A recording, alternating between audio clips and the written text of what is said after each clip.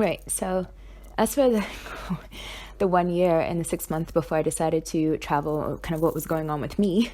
So look, before, even just quickly right before the 1 year, because that sets up the story for the 1 year, I was traveling in the Mediterranean for 24 days on a cruise. And that was such an amazing experience that by the time I got back to DC, which I was already kind of like, oh, I think, I wanted to dip out on, on America, going on that trip and having sustained time abroad. I was really excited about that opportunity. And when I came back, I just felt like a piece of me was like left on the ship. So I was enjoying visiting so many countries and meeting so many amazing people, and having great experiences and just in awe of the world for 24 straight days, or yeah, basically no, actually, because I ended up in Barcelona where you are. So for 30 days straight, so I was in Barcelona after the cruise. I was just having such an amazing time. So when I came back to DC, I was like, I have to figure out how I can do this more often. So I then the next year like decided to travel a bit more, but still wasn't fixing that itch for me. So when I moved to San Francisco, which was 1 year out, I moved to San Francisco with the intention of being like, okay, like I want to, I've, pretty much set my sights on, I think Australia is it, because I had visited that time. And for me, I was trying to figure out if San Francisco would either be, like moving there would either make me want to stay in the country or be a place that I would return to if things didn't work out with me traveling and then ultimately moving abroad. So that was what I was trying to assess when I was there. And even my mom would ask me pretty consistently, hey, like, are you going to stay now because you're living in San Francisco? Like, you seem to be really enjoying it. But for me, it was, while I was having a ball, I was there, it became pretty clear about, and I would say 6 months is about right. This is about October before I left, October 2014 before I left in April 2015. So pretty much right, quite spot on at 6 months.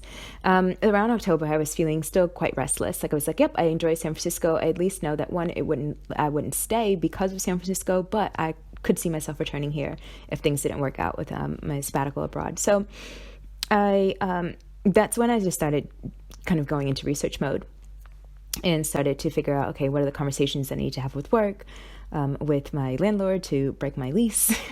What is it that I need to do to start researching and being prepared? Because at that point, I wasn't thinking I was going to move abroad. I wasn't dead set on moving abroad per se when I first started in October. That was just like, I want to go on a long-term trip.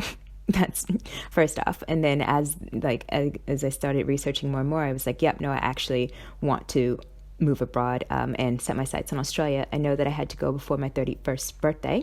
So I knew that if I was kind of working backwards, that's it would be in January 2016. So it's okay, if I have to work backwards, then I need to make sure that I am in by December, of 2015 in Australia, because I want to see the fireworks in Sydney. Okay, so like Australia is far. I want to be able to do some traveling beforehand. So when do I need to leave in 2015 and to be able to feel like I have significant, travel in before I get to Australia? Because I know once I get to Australia, I'll have 1 year of that visa, and I wanted to spend that time in Australia. Really, it was just, like I said, research mode, having conversations with my family, having conversations with work, and kind of literally consuming all the information that I could, and also just about wrapping up my life. So I asked for a sabbatical from work for 10 months, and I literally started selling everything that I could and boxing up what I, felt like I would want to be sent to me if I definitely, landed in Australia and decided I wanted to stay in Australia.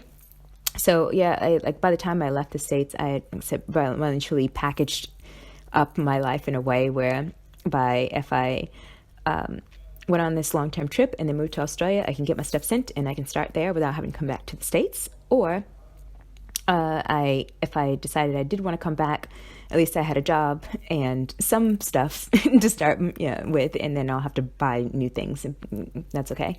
So I did leave kind of a little bit of a safety net, but for the most part, yeah, just got ready to get on the road.